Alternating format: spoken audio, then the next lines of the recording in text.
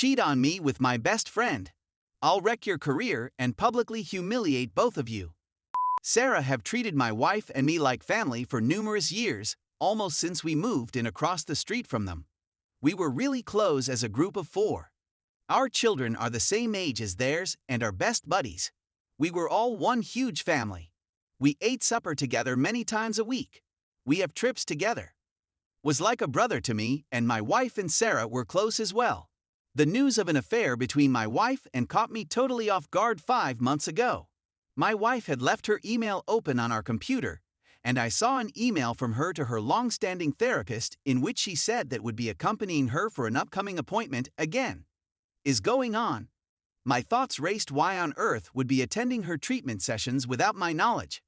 I ran a search and discovered some further emails to and from the therapist, confirming that had been attending sessions with her for around 6 weeks. I examined our phone account and saw that they had been sending hundreds of SMS every day since late summer, culminating at about 500 per day by the holidays.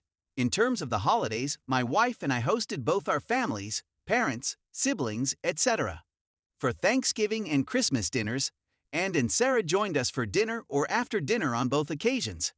My wife and were messaging each other across the room the whole time they were at our home celebrating with our families, according to text records. For months, they did it pretty much every time the 4 of us got together. And just all day every day in general. But what disturbs me the most is that they were doing it right in front of Sarah and me. When I presented the proof to my wife, she acknowledged that she and had fallen in love. It occurred right now, I'm not sure how. But I adore him, and I'm sorry I don't feel anything for you anymore. They gone on a school district trip together. Something had occurred in her hotel room, and things had escalated rapidly. She stated as I lay face down on the sofa, unable to look at her, that they had already made preparations to move out and divorce me and Sarah, and that although they didn't intend to move in together right away due to the kids, they would most likely do so soon. Meetings with the therapist were purportedly largely for the purpose of finding a gentle way to break this to me and Sarah, since they were so worried about our well-being. Sarah and I am very persuaded that they had no intention of informing us about the affair at all, and that they intended to discover their affections for one another many months later, when they'd found another cause to divorce the 2 of us.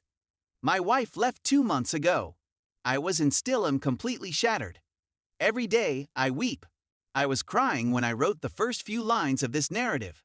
I'm always concerned about the influence on our children, but I'm also not a shrinking violet when I believe I've been mistreated. And in this situation, I was objectively terribly mistreated. So, a few years ago, ran for a seat on the Board of Education as a huge underdog. I assisted him with campaign materials and debate preparation, and my wife, a well-known school district employee, this will be significant later, spread the news as best she could. To our amazement, he won in a squeaker by just a few hundred votes. Universe revolved on his position on the board. He volunteered for every committee he could find. As they were frequently attending to school activities and meetings together on nights and weekends, this became the basis of his affair with my wife. When I discovered the affair, my thoughts soon moved to vengeance, and it seemed to me that an extramarital affair between a member of the Board of Education and a school district employee was at best poor politics and perhaps a violation of district policy. Making matters worse for them was the fact that my wife was in the running for an available administrative post, and everyone knew she was almost certain to get the job and the significant salary boost that came with it. She had just completed her master's degree in school administration at the request of her principal and superintendent in order to be promoted to this precise post. I had lots of proof of the affair, including messages from both of them confessing to it, text records showing that they were messaging hundreds of times per day, emails to and from the therapist, and so on. I contemplated just sending all of the proof to the board and the superintendent, but I was concerned that as the grieving, betrayed husband, I would not be seen as a reliable source. Instead, I made up a bogus, furious buddy who planned on attending the next board meeting and publicly humiliating the 2 of them for their affair. I informed my wife that I'd attempted to talk them down but couldn't promise they wouldn't come up and publicly disgrace them. As I predicted, came to the conclusion that the only way out was for him to acknowledge the affair to the board ahead of time. Agreed to quit when the superintendent advised it. He was embarrassed and saddened, according to Sarah, and he couldn't get out of bed for a few days thereafter. When news of the affair and departure spread, the superintendent, a longtime friend of both my wife, approached my wife and emotionally told her that she would no longer be promoted to an administrative position within the district. An outside applicant eventually filled the post that had been set up for her. This caused a flurry of uncertainty and speculation around the area, since it was well known that my wife had gotten the position. Despite our failing marriage, my wife and I took our kid out to breakfast on his birthday the day after she was told she wasn't receiving the promotion, and a parent dropped by our table to congratulate her on her new post. She thanked him and excused herself to weep in the toilet for a bit. I waited a couple of weeks for the dust to settle before telling them my little secret. There was never a furious buddy threatening to expose them in the first place. It's just me. All of this has spread across our very small town where I grew up, and where my wife has worked for over 20 years. My wife refuses to tell me how things are going at work right now, but I've heard from certain people I know in the district that her once clean reputation has taken a knock. Who was formerly a boisterous social presence in our area and at local events and bars, has entirely disappeared and only emerges to mow his lawn. He's leaving shortly to a rundown small townhouse that's all he can afford because of all the child support he'll have to give his wife. Despite the public humiliation, my wife and insist that they want to attempt to work things out. I wish them the best of luck. I'm sure it'll be a lot of fun for them to show their faces about town together. Story 2.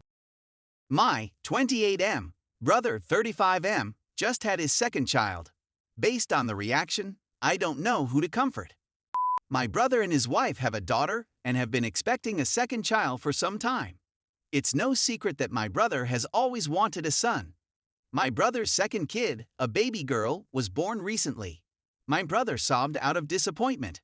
My sister-in-law was saddened by the response. I'm not sure who to console at this time, since both my brother and sister-in-law want reassurance. What was supposed to be the happiest moment for both of them turned out to be the worst.